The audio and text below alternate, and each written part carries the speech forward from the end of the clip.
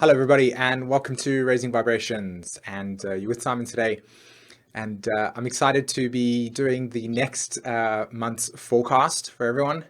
And just basically going to be sharing some of my thoughts and perspective on the upcoming transits and just giving us a little bit more heads up in terms of what to look out for, how to integrate, and just basically navigate the energy that's coming our way in a way that's less bumpy than what it would be if we were a little bit more unconscious to it.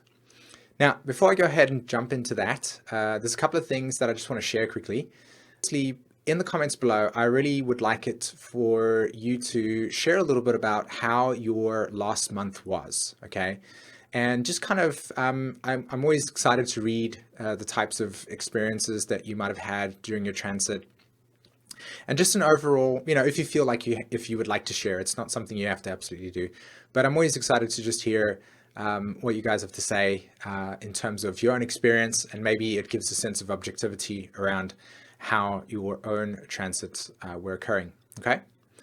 Another thing that I wanted to talk about was after doing the first series of forecasts, a lot of souls wrote to me, a lot of people wrote to me, whether in the comments or private email, etc., just asking, should I watch the rising sign? Now, I don't suggest that. I would say that would also complicate things as well. So if you're really sensitive to your psyche and you really are aware of the dynamics that are taking place for you, then watching your rising sign, so in my case, it's Aquarius, I would watch Aquarius and I would watch Scorpio, right? Sun sign Scorpio, rising sign Aquarius. And then finally, I just wanted to let everybody know on the 8th of January 2017, yes, that is the new year for us who are following the Gregorian calendar, I'm having a webinar, okay? And in the description below is a link to book your place.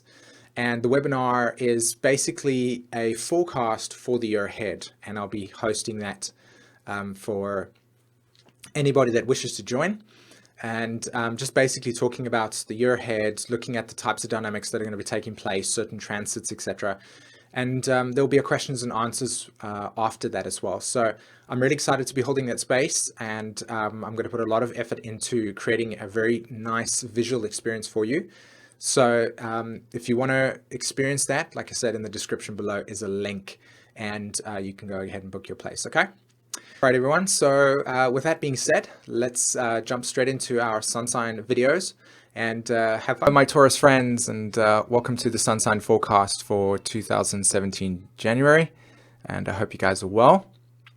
So I'm going to get straight into this for you today. If we go have a look at your astrological chart, there you can see that the sun is situated in the constellation Capricorn. And for you, that is in your solar ninth house of Taurus. That lands in your solar ninth house.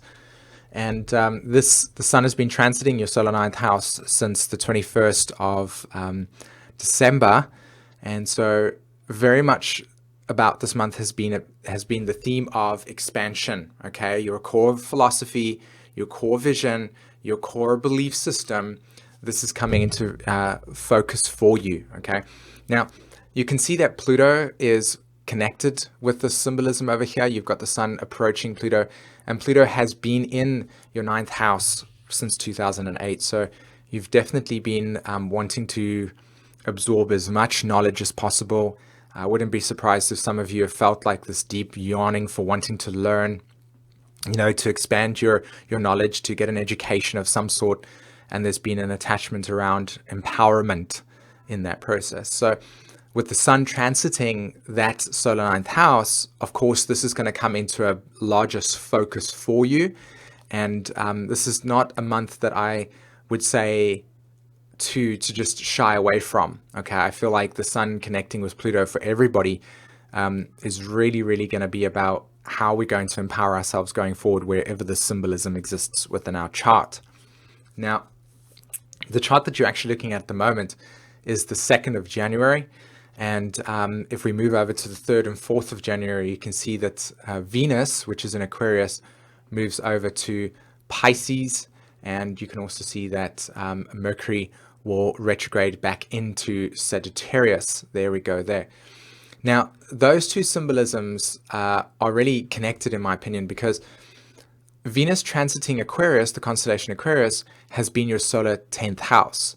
So a lot of your sort of relationship patterns, your needs, your essential needs, what you felt are valuable, you know, what has been your relationship to yourself and how you valued how those needs have changed for you, have very much been about, how do you get seen in the world, how do you look at yourself, or how does people look at you based on this core identity that gets expressed to the world. So you probably would have felt over the last month at least this deep desire to want to expand your life direction, and that goes in touch with, of course, the desire to want to expand your knowledge base.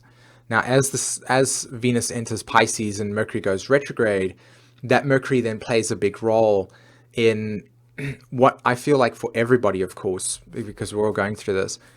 But if you have a look, Venus, the South Node, Neptune, Mars, and Chiron are all in Pisces. So there's a huge party happening in Pisces here. And for you, Venus entering your Pisces sign enters your solar 11th house. That joins, of course, this big party here, which has already been activating the solar 11th house for you. Okay? So what does that mean? Well, from my point of view, the experience of associations, group dynamics, your sense of individuality, who do you belong to, that kind of reflects back to you what you're interested in. So like-minded people. Are you somebody that likes to read books, and so therefore you join or are part of a group of people that reads books and they kind of validate the same experience for you? Who do you belong to that validates your own creative process, okay, your expression process? What are you into? What are you not into? So with Pisces being the main element here, this has been about allowing and dissolving old friends and old group dynamics that no longer serve your process anymore, letting go. And of course, with the Pisces element, also then reinvesting energy into what is exciting, what is enjoyable, what is bringing you joy in that sense, okay? So there's disillusionment and letting go and loss of meaning replaced with inspiration and insight. So new group dynamics are forming for you. You're finding an incredible amount of happiness and joy in that process. And this is a month where you're going to begin to really, really connect on a personal level with that, because Mars and Venus is there, and they are personal planets versus the transpersonal planets of Neptune, the South Node, and of course, Chiron. All right. Now, as Mercury goes back into your 8th house, it will be dealing a lot with the Saturn energy, which again has also been about your solar 8th house of loss, abandonment, betrayal, feelings of trust, feelings of commitment, etc. So Saturn's been moving there, and I wouldn't be surprised if you've had to deal with some form of loss in some way, shape, or form, or letting go process, which has really, deepened your relationship to things, freed up some time in other areas, and really brought you into a deeper place within yourself. And I feel like that process has really promoted the Pluto story of having faith, right? What is it that I believe in? What is my cosmology? How do I look at life, right? So the Saturn transit in Sag, okay, because Sagittarius, the constellation, is the same archetype as the solar 9th house. It's again promoting this deep undercurrent experience of what is it that I want to emotionally invest in? What do I want to commit to? What is my core essence and being? What is it that I truly on a soul level feel is the truth? That's basically how I would see that. Now, if we go over to the 8th of January, you can see that there's a Mercury is going to go direct. And I just want to show you something before that happens. Look there, the moon hits Uranus and the sun connects with Pluto as Mercury goes direct, right? There you can see there, Mercury is now stationary and it's going to be moving direct. So all of the insights that are going to take place, from the 8th, 7th, and 6th of January are going to be very, very much linked with whatever takes place in the next few days, right?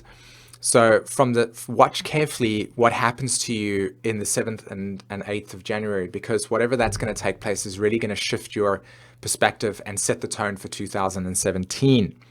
Okay. And as Mercury goes direct, as you can see there on the 8th of January, we're going to now initiate this new evolutionary direction, which is why on the 8th, I've got a webinar that talks about the forecast of 2017. So if you're interested in that, you can sign up for that. In the description below is a link. Okay. Now, the next main event that's going to take place for us, which will be happening on the 12th of January, and this is going to be the full moon in Cancer. And you can see that the moon is situated at 22 degrees. Uranus is at 20 degrees. The sun is at 22 degrees. And Jupiter is at 22 degrees. So we've got this huge cardinal square that's taking place. Aries, Cancer, Libra, Capricorn, cardinal energy. So it's very, very much linked in with this process of January, which is an entire shift in perspective, right?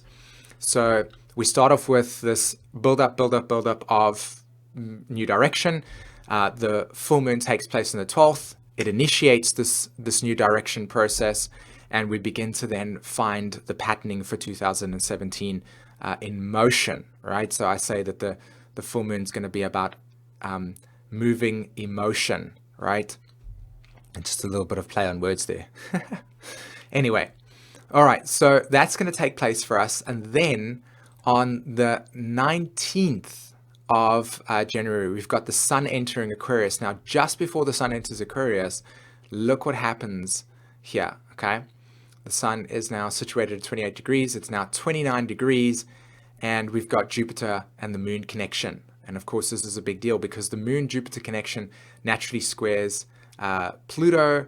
In this particular instance, Jupiter will really be squaring the sun as well, but it's not that big of a deal. The sun will also be squaring it. And that's when the shift and obligations of 2016 in December and the beginning of January is going to finally be released. And as the sun then enters Aquarius, that liberation archetype kicks in, and the sun enters Scorpio, which is mutation and transformation, right? So this is a very, very powerful part of the month where it builds up, and then it releases on the 20th. And then, of course, as the sun enters Aquarius, it enters your solar 10th house, which is going to bring a whole new set of dynamics. And those dynamics are going to be, okay, so this is kind of the direction I want to go. This is what my faith is in this situation. This is what the cosmology I'm going to use. And now, how do I begin to step by step build that process? How do I begin to initiate that new direction? Okay, Capricorn, the constellation Capricorn, your solar 10th house is all about life direction. So naturally speaking, that will now come into place, and you'll begin to set your sights on the new goal, as it were. Now, just before that takes place, which is the new moon is going to be happening in Aquarius on the 27th. Look at this connection that takes place. Moon, Mercury, Pluto, that hits, and bang, on the 27th, 28th, we've got the new moon taking place in your solar 10th house. And all of those insights that took place when the moon and Mercury and Pluto hit will be crystallized into patterning. It will set the tone for the new moon and its seeds for its new evolutionary cycle, and we'll begin to then initiate an entirely new evolutionary cycle regarding 2017. So we begin 2017 with a lot of like processing and energies just being what they are, and as we enter the end of the end of January, we go into liberation mode, and we find ourselves then really setting our sights on a completely new direction for us, which is amazing. All right, my Taurus friends, thanks very much for listening to me today. I hope that you have a fantastic week, and don't forget the webinar that is taking place on the 8th of January. Don't forget to sign up. In the description is a link, okay? Take care, guys. Bye.